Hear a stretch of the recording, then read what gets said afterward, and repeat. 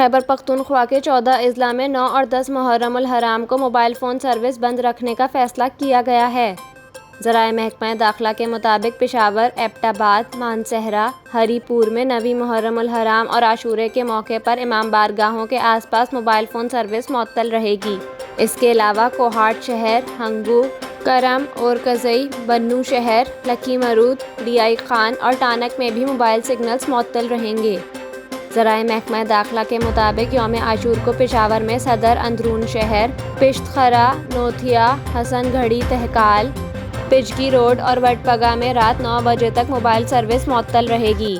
محکمہ داخلہ کے ذرائع کا کہنا ہے کہ مردان شہر میں یوم عاشورہ کو صبح 8 سے رات 10 بجے تک موبائل سروس بند رہے گی، جبکہ نوشہرہ کینٹ میں 9ویں اور 10ویں محرم الحرام کو موبائل سگنلز معطل رہیں گے۔ ذرائع محکمہ داخلہ کے مطابق 9ویں اور 10ویں محرم الحرام پر موبائل فون سروس اور انٹرنیٹ سروس بھی معطل رہے گی، البتہ لینڈ لائن وائی فائی پر انٹرنیٹ سروس بحال ہوگی۔ اس سے قبل وفاقی دارالحکومت اسلام آباد میں 9 اور 10 محرم الحرام کو موبائل فون سروس بند رکھنے کا فیصلہ کیا گیا تھا۔